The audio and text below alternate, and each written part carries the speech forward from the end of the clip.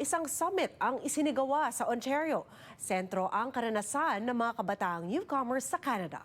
Silipin ang Next Gen Summit sa report ni Teresa Redula.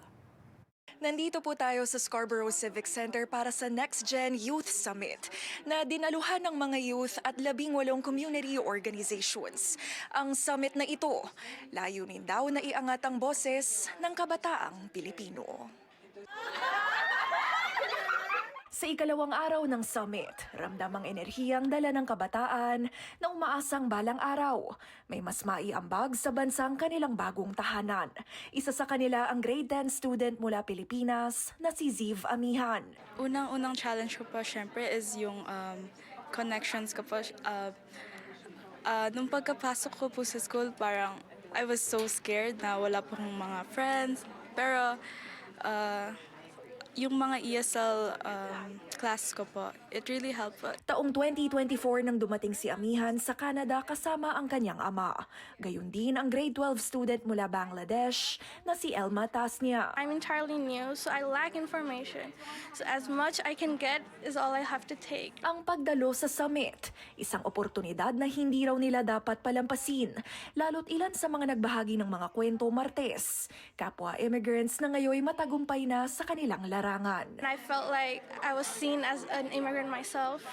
So I feel like there's hope in Canada for me as well, even though I'm different from many people. Yung mga struggles and challenges po nila, very similar to me po. And, so medyo nakaka-relate po ako.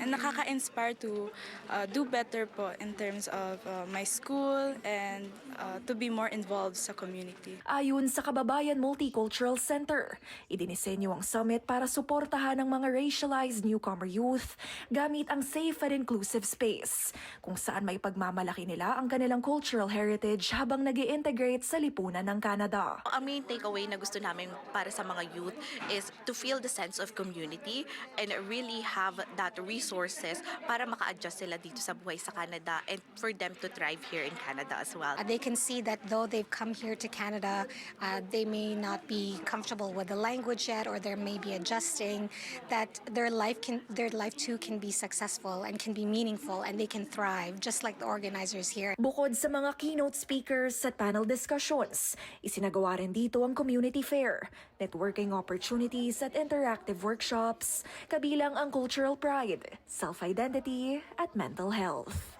Next Gen Youth Summit! Teresa Redula, Omni News, Toronto.